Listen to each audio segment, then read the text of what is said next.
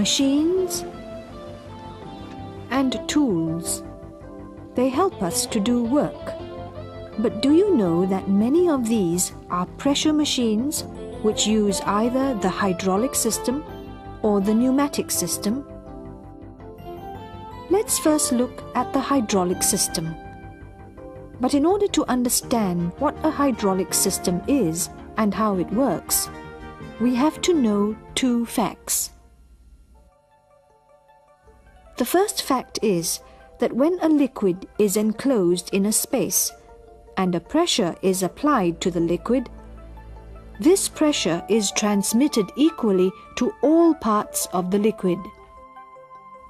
This principle is illustrated using this pressure syringe. When the piston is pushed down, water squirts out uniformly in all directions from the holes of the flask. The second fact is that it is hard to compress a liquid.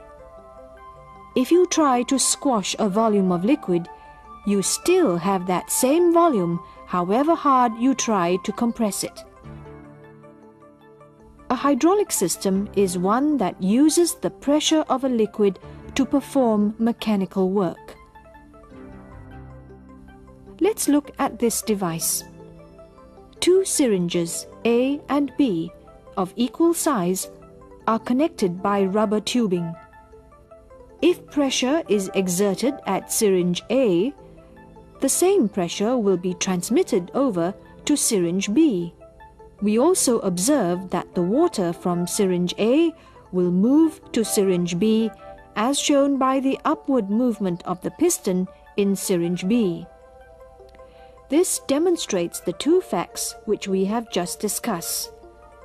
That is, firstly, when a liquid is enclosed in a space and a pressure is applied to the liquid, this pressure is transmitted equally to all parts of the liquid. And secondly, liquid cannot be compressed. The hydraulic system makes use of these two facts.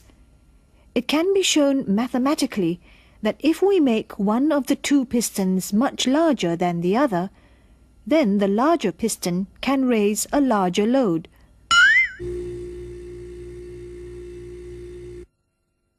The hydraulic system can therefore be considered as a force multiplier.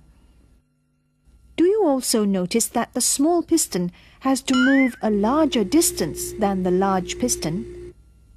In most cases, oil is used as the hydraulic liquid, as it can lubricate the moving parts of the machine as well. The hydraulic principle is used in many devices, like the hydraulic jack used for lifting cars at the service station. Notice that the serviceman has to exert a force on the piston many times before the car is raised by a small amount. Thanks to the hydraulic jack, lifting a car for servicing is no longer a problem.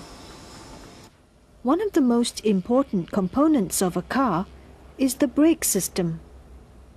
But do you know that the brake system of a car also works on hydraulics? Let's take a closer look at the brake system of a car. When the driver presses on the brake pedal, the oil in the brake system transmits this pressure and moves these pistons. This will cause the brake pads to press against the rotating disc of the wheel.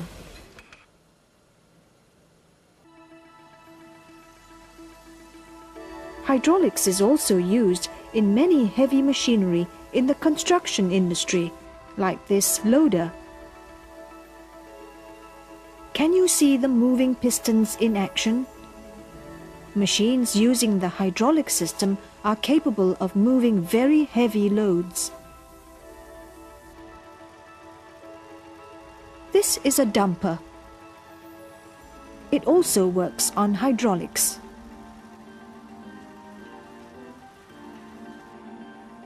The excavator is another hydraulic machine commonly found at construction sites.